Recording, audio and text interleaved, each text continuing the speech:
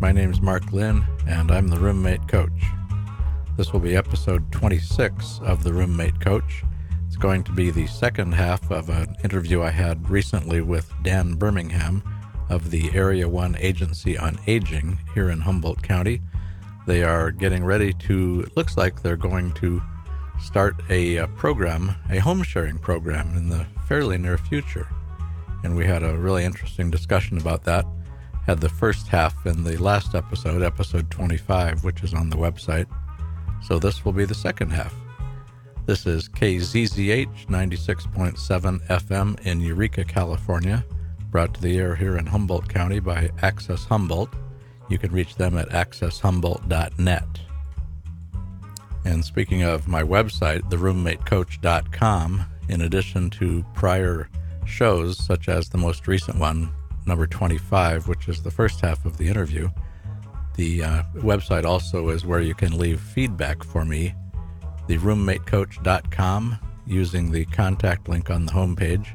You can also leave feedback by voicemail 24/7 at area 707-362-8000. We'll be talking about the home sharing program, and at the end of the interview, Dan leaves his contact information, but I'll repeat it here just in case someone is really in a hurry to find out more. You could reach Dan Birmingham at the Area 1 Agency on Aging at area 707-442-3763. That's here in Eureka, California.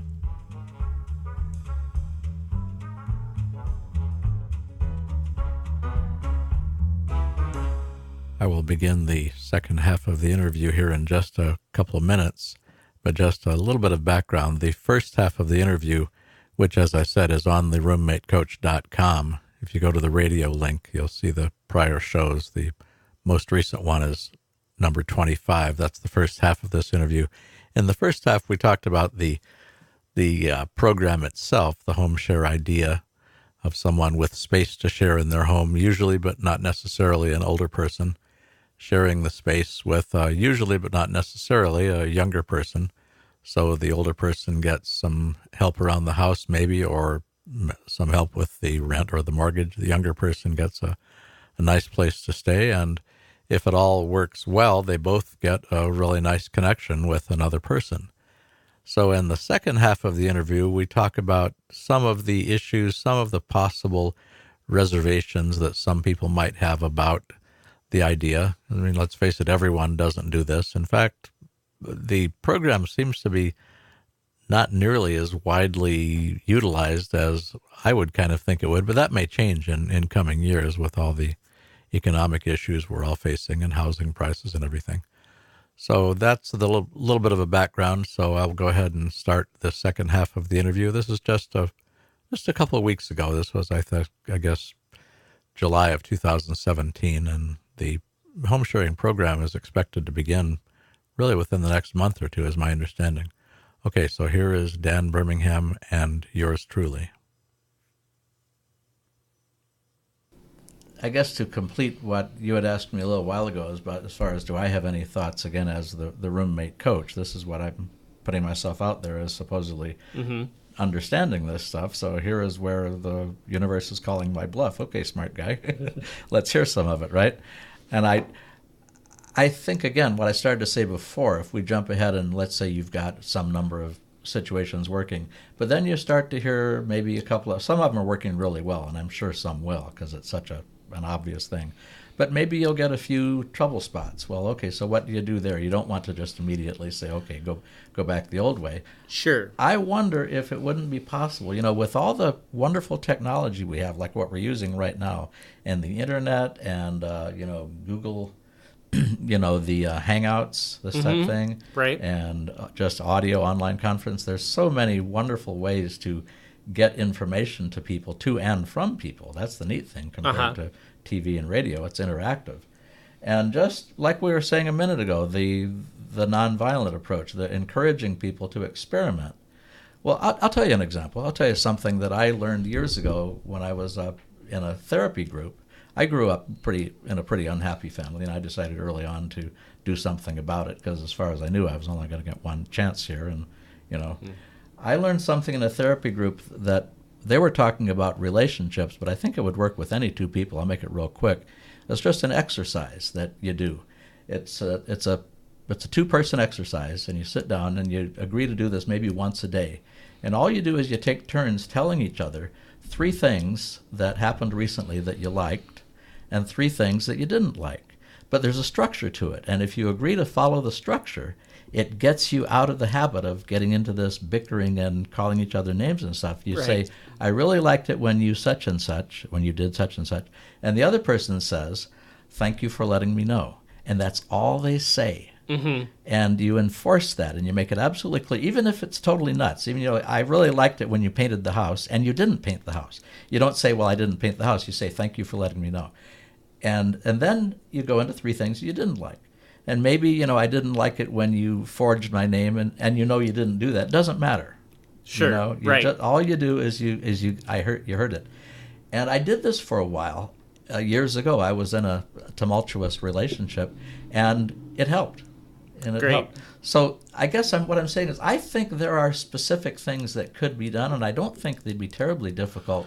I agree. Yeah, and that, I think that's what you shared. That's a great example of one of those relatively easy techniques on resolving conflict, resolving that social conflict. And there's many others as well. And I think, as you're implying, Mark, that they're not hard to access. And there are resources in the community that can help people with that, such as yourself as the roommate coach.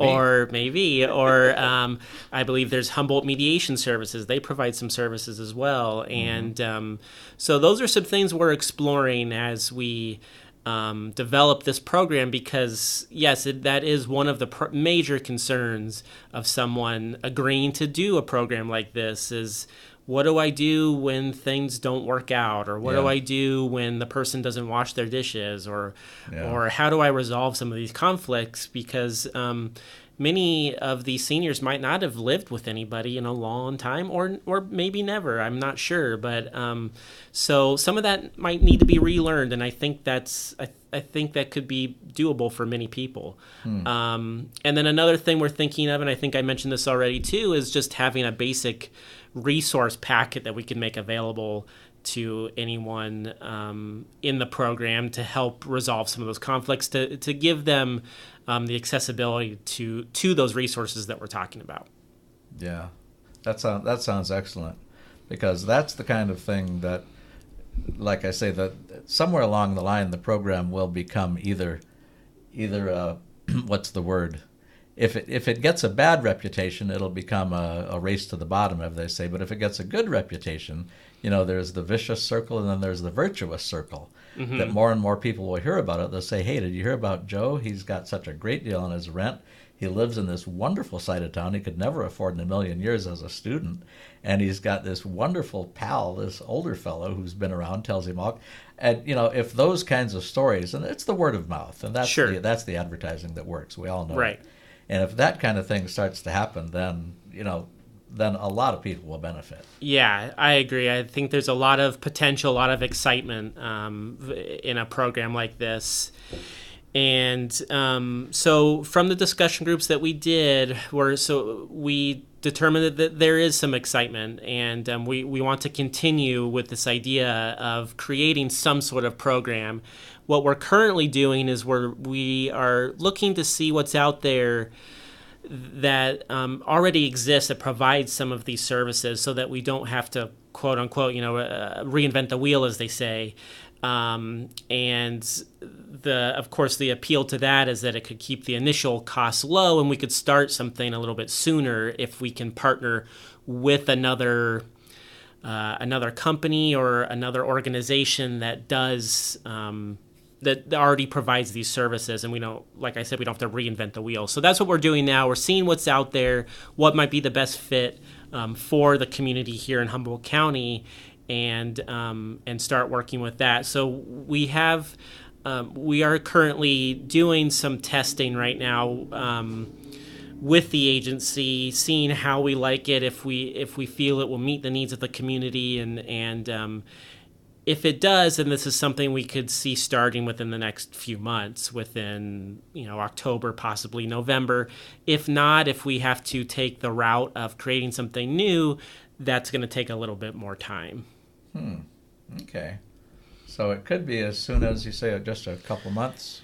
It could be, yeah. Wow. And what I'm referring to is it's a website. It's a service that already exists that is providing the services of these base level services that we talked about, of the background screening, of the compatibility matching, and they also offer a lease creation tool that seems really appealing because it uses the legal language of each state specifically. So it's specific to California. It's also specific to a home sharing arrangement. That was another concern that we found from the discussion groups, is the legal concerns. Where do we get into the landlord-tenant rights and relationships and things like that? So what's appealing about this lease agreement of the website that I'm referring to, it also accommodates that language. It accommodates that situation, because this would not be a landlord-tenant situation. This would be a home sharing situation. This would be a homeowner and a housemate,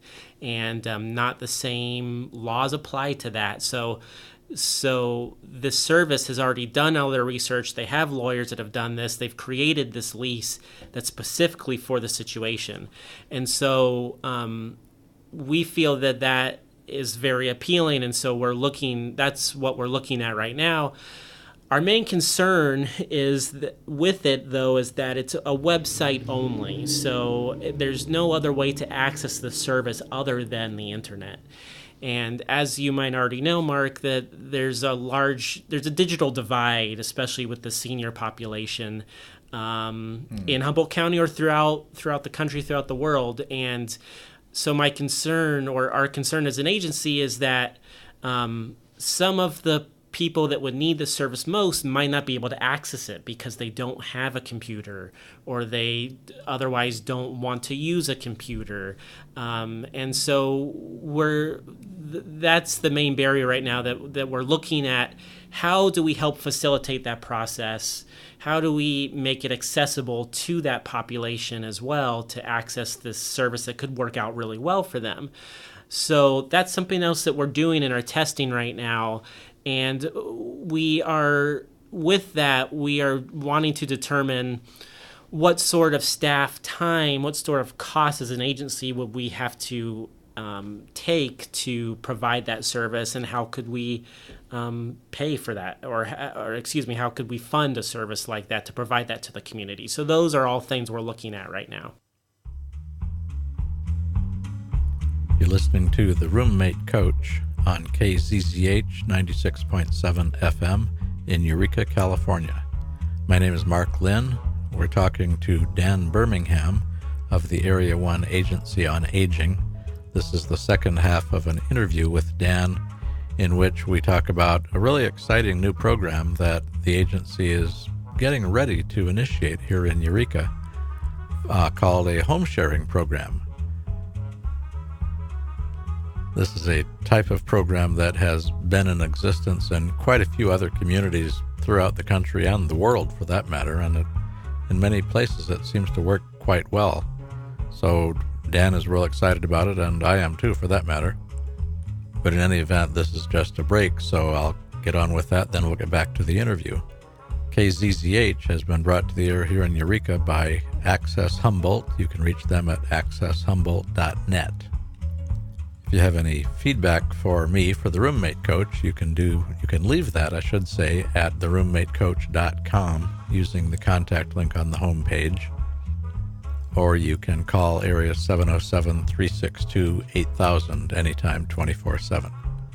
And if you're interested in this home sharing program, you can talk to Dan Birmingham here at area 707-442-3763. That's over at the Area 1 Agency on Aging here in Eureka. And now let's get back to the rest of the interview. I wonder, just out of curiosity, since the program's in existence, do you intend to, or have you much contact with some of the other cities? Have you been able to learn how these issues have been handled by other cities that have the program or other Sure. counties? I as of this show, I haven't done that yet, but I have done a little bit of that. We have talked to one or two other programs in the state. They're not programs that are run through area agencies on aging like ours would be, but they're being run either through city governments or through private run nonprofits, and so. We have talked a little bit about that, but those discussions were more around just the base level. How do they handle, do they do screening? Do they do matching? Do they do things like that? Not as much on the side of, not as much yet on the liability or when the conflict emerges between the housemates. Yeah. So, but that's something I'm continuing to do now with my research is contacting some of those other current operations and learning how they handle some of those liability situations, but also the legal situations, but also the social conflict situations as well. Yeah, that sounds great. That sounds really like a good idea. I was thinking about this whole situation, and you mentioned reinventing the wheel. Mm-hmm. And we do so much of that as a species. We do. There's so many times when you're struggling with something, and somebody a few miles away has figured it out, and if you don't happen to know them. Now, right. Oddly enough, I'm not a big law and order type guy, but I do have respect for some of the things that community does. And the FBI figured out decades ago, I can never remember the name of it, but if you've watched any of the crime shows. A little bit. They have this database that when some weird crime pattern shows up in one part of maybe some small community, what they do is they enter that into this national database, and they immediately find out if some version of that is happening somewhere else. Whereas in the old days, someone in Mayberry or someplace would have some weird thing show up, and it happened to be somebody who had just moved from some other small town, or maybe their partners were over there, but they didn't know about it. Sure. So they duplicated each other's efforts. Okay. And with the communication and the inexpense of the internet and everything else, I wonder if, to whatever extent, that kind of thing could be applied, both in the phase you're in now, the research, but I would take that even a step farther, just as a speculation. Okay. Once it starts working, if you've got people in the area that are bickering with each other and can't seem to figure out how to get along, well, you know what? Some version of that is happening right at the very same minute in probably 20 other places. Yes. Wouldn't it be neat if there was a way? Wouldn't it be neat if Al Gore or somebody put together something called the Internet, and people could find out how each other's experiences, even after the fact, even after the program's up and running? Mm-hmm. I have a hunch that might be part of it. We're still figuring out how to use this technology. We're still just kind of babes in the woods in some ways. Right. Yeah, it's that's something. You're right, Mark. It could be used pretty easily. I mean, there's as we know, the internet has a wealth of information, just an infinite amount of knowledge. It seems like, and sometimes that can be overwhelming for people. And so, I think as an agency providing a program like this, we would do what we could to facilitate some of that and take away some of that.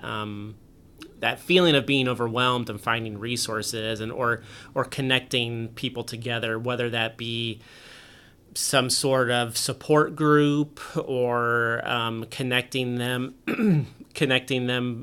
to others that we know of who have dealt with similar situations as that, and I think we could help facilitate that as an agency. That would be neat. To me, that would be a big step along the way. I mean, I can see this working so well, and just a whole lot of people benefiting. And the long range benefits. I mean, it's easy enough to draw little pictures. I mean, what if some young person is considering dropping out of school, and because of a program like this, they're able to stay in, and they go on and they become some kind of a biochemist, and then one day they cure cancer. And sure. that does happen. I mean, it might sound a little far-fetched. Yeah, it does, and that's something that's an issue here at Humboldt State University, and I'm sure throughout other places in the country as well. But there have been articles and about that is an issue at Humboldt State right now, that there is a population of students that are homeless, that there's not enough housing for them. And so I know that Humboldt State University is doing what they can to mediate some of that, and they're looking at different options, and we feel at Area 1 Agency on Aging that a home sharing program, especially with seniors and with students, that could be one of those options to provide more housing affordably for the participants, but also affordably for the community. This would not take much to get off the ground. I mean, there are some costs, of course, but it's not nearly the cost of building a whole brand new dorm or apartment complex or something like that. So this is something that's appealing to us. Is a benefit of a program like this is that it's cost effective to start. It's using the existing community resources. It's using the existing housing stock in the community, and I think that's very appealing. Yeah, like I say, it just seems like a no-brainer. It just doesn't seem like a real complicated thing, provided that it's possible to get past whatever the issues and concerns might be. And obviously it is, because some people do. Right. When one person does something, it's no longer impossible. Mm-hmm. A story I love to tell, the 4-minute mile. Was it Jesse Owens? I don't know, but I'm not sure. But I spent a number of years in what's known as the human potential movement back then. And I'm a passionate believer in that. And supposedly for centuries, it was believed that it was physiologically impossible to break the 4-minute mile. And then all of a sudden, somebody did it. And I'm not an Olympics fan, so I'm not sure, I could be getting the name wrong. But here's the interesting part. All of a sudden, a bunch more people did it. Uh-huh. And we didn't suddenly grow different bones and tendons or anything. All of a sudden, it became possible. Right. So obviously, this kind of program can work, because it does work. It does. It's been working in other parts of the country, and we think it could work here. Yeah. Dan, you know what? I think I could probably talk to you all day about this, but I know you've got things to do, and we should probably leave something for the next go-round if I can talk you into another one. So unless you've got something else you'd like to add here, we could wrap this up and maybe let you get on with your... Yeah, well, thank you for interviewing me today, Mark. Like I said, we're very excited for this program. It's something we're hoping to get up in the next couple months here, if things go well with the website that we're looking at, and making that available to the community. So just one other thing I wanted to mention as a great resource to seniors in the area. The Area 1 Agency on Aging does print a senior information guide. It's free. There's no cost for that. And it's a valuable resource. I've heard it be considered a valuable resource to seniors across Humboldt County, and as well as Delaware County too. We cover both of those counties with that senior resource guide. That comes out every 2 years. We're currently in the process of updating it for the next edition. And if any of your listeners are familiar with the guide and want to update anything in there or add any resources in it or help support the guide by advertising, things like that, we'd appreciate hearing about that. And with that, or with any other, if any of your listeners need to contact me as well, I'd be happy to answer any questions about the Senior Information Guide, or of course the home sharing stuff that we're talking about. I can be contacted at seniorinfo@a1aa.org. That's my email address. Again, that's seniorinfo@a1aa.org. My name's Dan Birmingham, or they could also call the agency here in Eureka at 707-442-3763. Excellent. And I will put those numbers and email addresses in the show notes as well. And if they wanted to get a copy of the senior guide, and I'm asking this personally as well, I'm kind of curious. Sure, is it available in libraries and things? It is. We do our best to make that senior information guide available throughout the county at public locations, including restaurants, but of course libraries, and we have some here at the agency at 4347 7th Street in Eureka.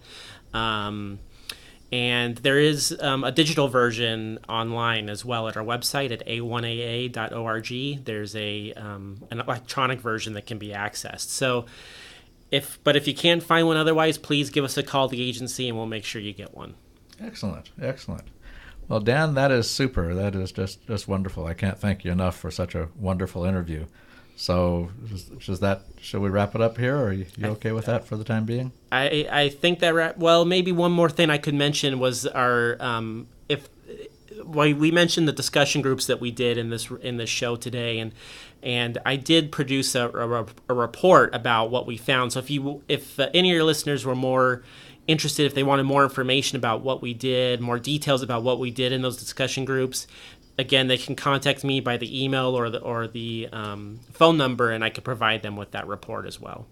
Okay, now that brings to mind, if by chance someone listening to this is really interested in the program, I know it's not quite in existence yet, but would it be premature to contact you and get on a waiting list? No, it would not. That way they would know for sure that when we got something going, they would be contacted. Okay. Otherwise, of course, we will be doing outreach through the usual channels, through newspaper, television, radio, print, all sorts of places. But yeah, of course, anyone can contact me, and I could put them on a contact list when we know more information. Okay, well, that's excellent.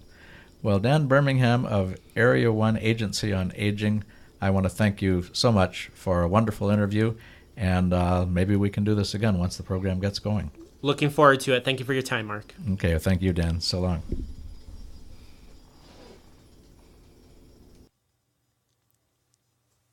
And that's the conclusion of the interview with Dan Birmingham, talking about the home sharing program that the Area 1 Agency on Aging is bringing.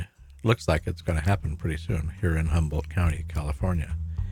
Anyway, I'm Mark Lynn. I'm the roommate coach. This has been episode 26 here on KZZH 96.7 FM.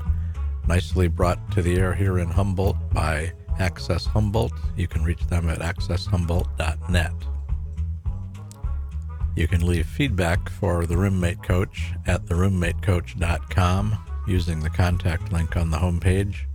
And you can also leave a voicemail anytime at 707-362-8000. That's 707-362-8000. Dan did provide his contact information. I will also put the various emails and phone numbers and things on the website. So if you need to find a link or find ways to get in touch with Dan, for example, you can go to theroommatecoach.com or the Area 1 Agency on Aging. I believe that's a1aa.org. And I'll put all the links on the show notes on theroommatecoach.com. Oh, and I wanted to mention, too, the bumper music is called Rollin' at 5. That's by Kevin MacLeod. And I also like to mention that the motto here at the Roommate Coach is World Peace, one roommate at a time. If this home share program gets going and goes as well as a lot of us think it will, perhaps there will be a lot of world peace happening. That would be great. And I should mention that if the home share program does definitely take place here in Humboldt, there will certainly be more to be said about it here on the show. I don't know if I'll be able to get more input from Dan, but I will hope so. But one way or another, that'll be probably a pretty important topic for the Roommate Coach. Anyway, thank you so much for listening, and I look forward to talking to you again real soon. So long for now.